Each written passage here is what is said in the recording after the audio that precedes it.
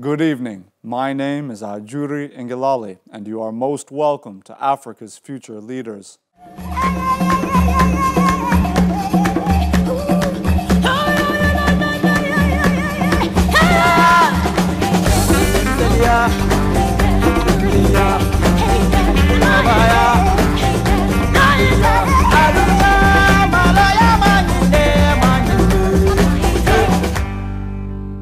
Every year, hundreds of thousands of high-achieving young Africans apply to take part in the Mandela Washington Fellowship, also known as the Young African Leaders Initiative, YALI.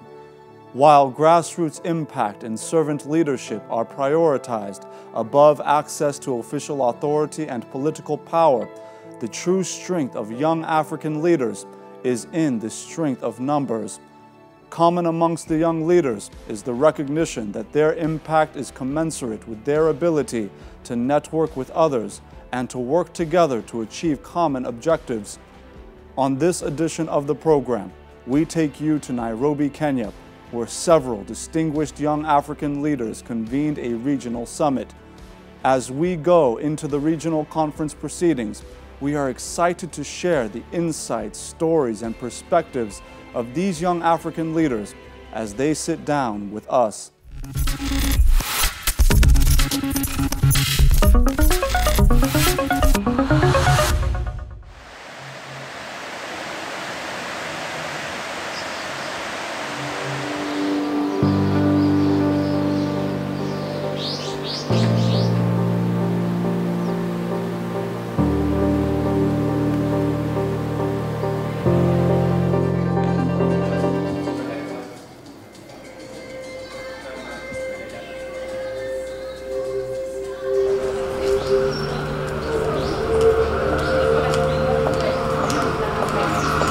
Young African leaders arrive.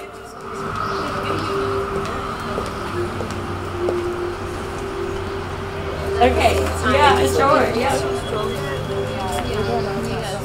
The East African Regional Conference of Young African Leaders kicks off in Nairobi with a presentation by Nobel Peace Prize nominee Victor Ochen.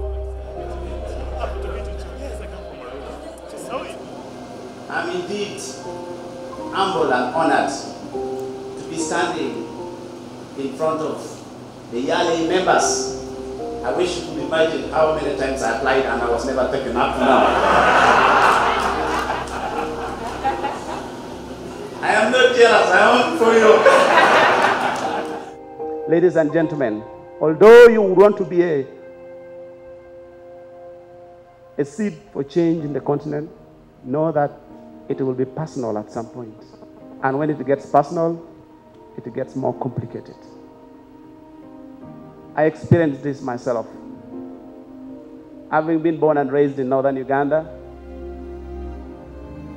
without much opportunity, no education, struggling with my own security, my own safety, surviving on 1 meal a day for over 7 years, I was like many of my brothers and sisters I see who are malnourished in the conflict zone today. But there was one particular moment as a leader, from when I was 13 years, I chose to never fight, to never kill anybody. The desperations and sufferings of this world will never stop to come your ways. There was one fateful moment when my own brother was abducted by the Lord Resistance Army. And I missed that abduction by a few minutes. He was taken, and unfortunately has not come back up to now.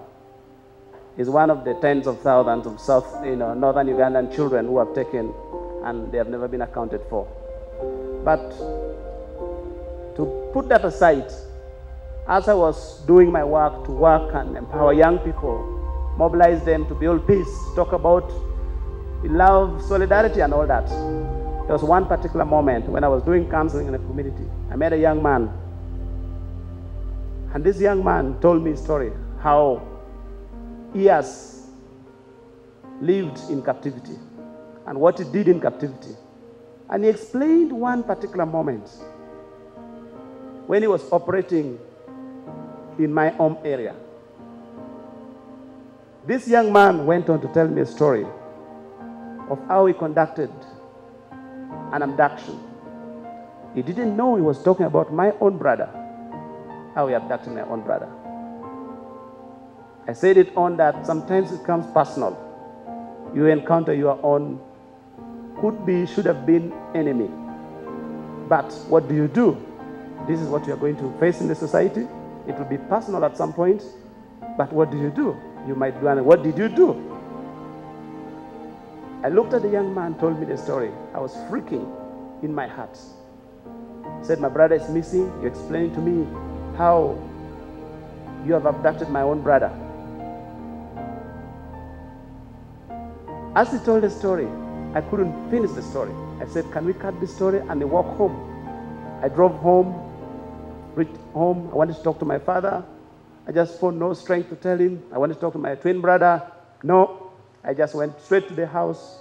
My body was shaking, and I was asking, what do I do with this young man who was abducted? And he took my brother. A day after, I went back to meet him. He didn't know. I didn't tell him that he was talking about my own brother. When I met him, we continued our story. I couldn't finish it again. It was too personal. I told him, can we meet next week? Still wondering, what do I do with him? Should I tell my family members? Should I tell anybody? And I said, if I do that, it's going to spread fire, going to spread hatred. And I don't want to do that. A week after, I went back to him, and I told him, I know you're a great man. You're so strong. You've seen too much. But you're just too good. I want to employ you. And he said, I am not educated. I don't even know how to speak English. What kind of organization takes even uneducated people? And I said, I don't care your level of education. All I care is your heart. You have a good heart. You've seen too much. You can do so much for your fellow people. I employed him. I employed my brother's abductor. And not until I did that, I was not at peace with myself. I was not at peace with him. But only when I employed him that I found sense of harmony, sense of relaxation, sense of peace in my heart. So this is how I dealt with my personal encounters. Last week I was meeting with President Robert Mugabe. I was on a panel with President Robert Mugabe, and we were discussing, and he said, we need to give young people opportunity to lead. We need to give them opportunity to lead. But before we do that, they need better education. I said, yeah, Mr. President, thank you. But I told him, said, yes, education is necessary. But we have reached a point where we should educate not only formally, but also informally. Can we educate by being role models, by being exemplary leaders, so that the young people may embrace? I don't want to raise another Mugabe. I want to raise a better Mugabe. That is one. And then, without relationship between me and him, we wouldn't have talked. It's only through relationship that you can tell truth to power, but tell it with love. Tell it with respect. That's where tolerance, understanding, harmony, common ground will be found. Chairperson of the Young East African Leaders Association addresses young leaders. We've grown as humans, as leaders. We've become more focused and committed to the development of our countries and the continent. We used to be strong, but now we are a family of warriors who work hard side by side. Our goal of a united, peaceful, prosperous, and well-developed Africa is a reality.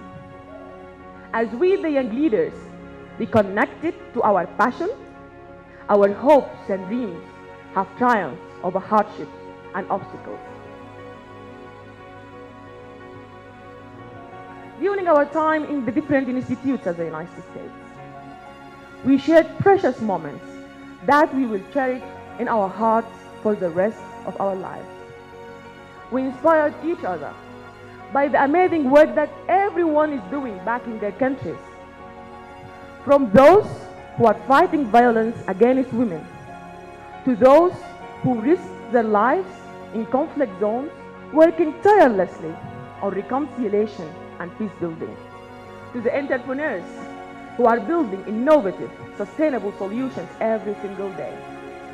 And we remember our dear fellows who devoted their days and nights to reform the public sector. We have never been prouder to witness and be part of the change that you built, that we built as Mandela Washington Fellows. My dear fellows, I believe that we are the change we want to see. And the spark that ignites positive change begins with an individual. So thank you, my fellows, for strengthening my belief. She sits down with us. One of the highlights of my life, and I'm very proud of, I've been the first female mechanical engineer in Sudanese sugar factories workshops since its establishment in the 1960s. So this was like an achievement and a message for all the women in Sudan that you can go places that, you know, for society and other people, they think that they are not allowed to be there. And also I'm actively involved in youth, women's and girls empowerment activities and organizations. I was a capacity building consultant for the Sudanese Young Leader program.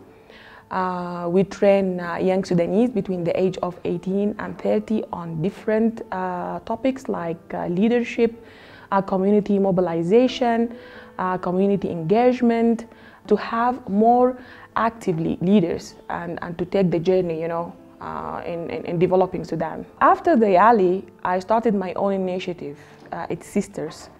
And in my initiative, I work with women and girls in Sudan. So I launched like a Facebook group. I have 14,000 followers. Then I started to do like some training workshop. I'm trying to work with young women in Sudan to build, you know, their confidence and to show them that they can go out of their comfort zones. Also, I train them on interview skills and how to apply for jobs, because, you know, as women, we need to equip ourselves more, you know, like to compete in the job market. So this is one of the challenges that we have here, we have in Sudan and in Africa. In what ways has the networking helped you to kind of take your initiative to the next level? Are there any areas or any fellows that you've worked with that have been able to kind of work with you in synergy to move a common agenda forward? What I love about this YALI, in everything, that if you need help, if you need to ask a question, you can just, you know, type a message on the WhatsApp group, you know, because from every university we have a WhatsApp group for the fellows. From that university we have a bigger Facebook group for all the 1,000 fellows. You can just drop a question and you can find the response, you know, in a minute in seconds. As we know, the situation in Africa is not that easy. Even sometimes when you feel that you are about to